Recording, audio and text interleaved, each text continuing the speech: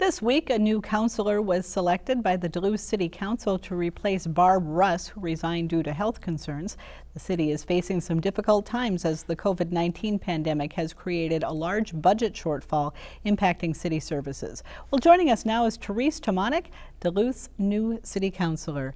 And Terese, congratulations and thanks for being here. Thank you so much. Thank you for inviting me. For those who may not know your background, share a bit about yourself and the experience that you bring to the Duluth City Council. Well, I have a wide variety of backgrounds. I went to school at UMD and then moved back to St. Paul where I was born. Went to chiropractic college there and then moved up here in 1981 to open my practice. I was the first female chiropractor in the city of Duluth. And I practiced in my own practice for 16 years, and then I was acquired by a larger organization and worked there for 10. And then in midlife, I went to seminary and graduated in 2014, was ordained in 2015, and I've worked as a minister and a chaplain since then. So why were you interested in this position?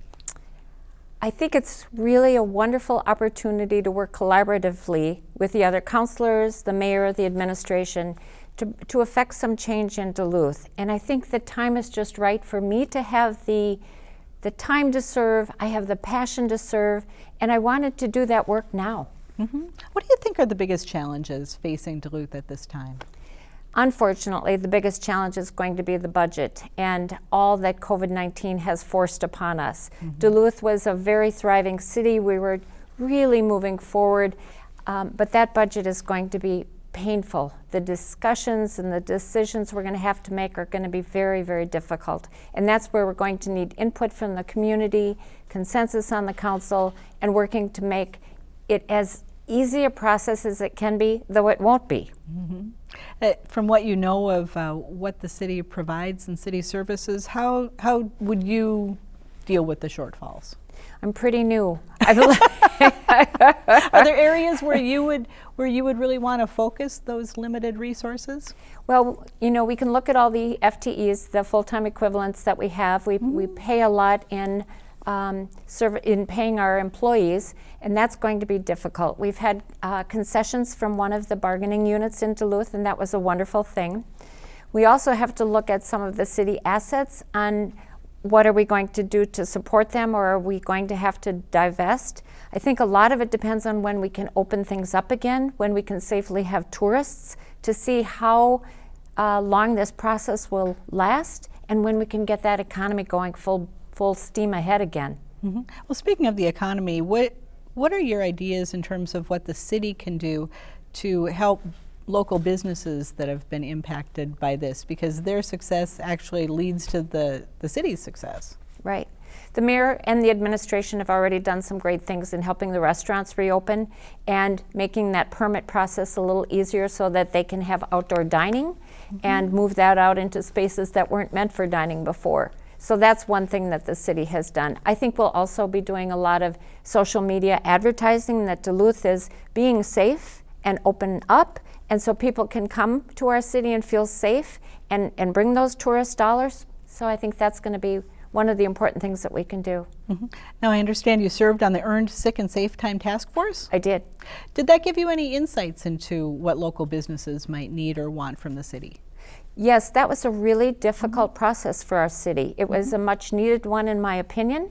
We spent a lot of time as a task force meeting with community members throughout the city, business owners and laborers, employees, and we worked together as a task force to come up with the best solution that we could, presented that to the council. They had the final word, and they passed that resolution, so it is implemented now.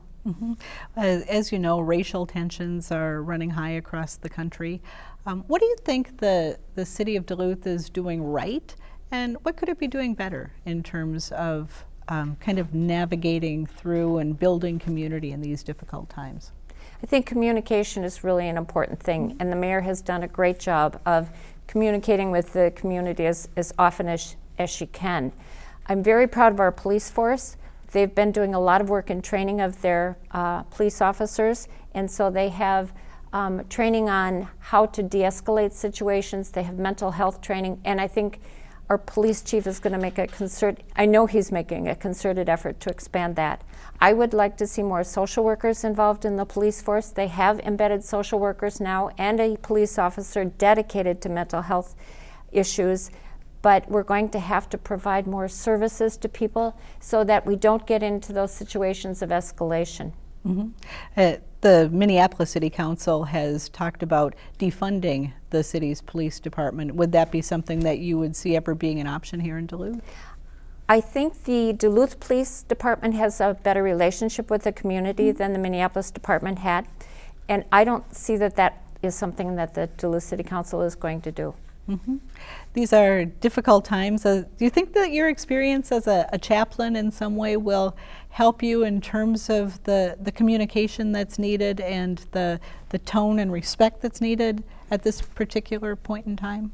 I do think so, Julie. You know, my early career had been talking to people in order to help them solve a problem. And so my emphasis was, we got to figure this out right away. As a chaplain, you're really listening to people, listening to their stories and their concerns, helping them to decide what's their next step. And so I think that listening, now I'll be listening not just to one person, I'll be listening to a variety of viewpoints. But I think I'll be able to take my ego out of it and more fully listen to people's concerns and then work with the council to come up with a solution.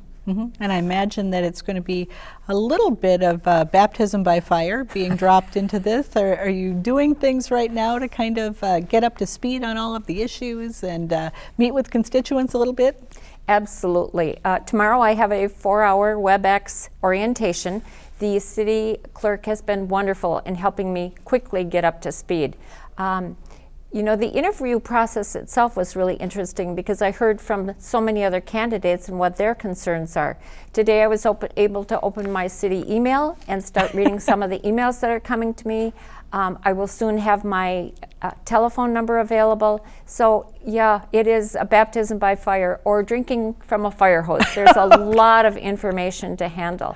The mayor and the chief administrative officer yesterday met with me on WebEx and were gracious with their time, and so that was helpful. All right, and you have been gracious with your time, but we're out of it right now. Terese Tomanek, thank you so much. Congratulations. Welcome to the Duluth City Council. Thanks, Julie.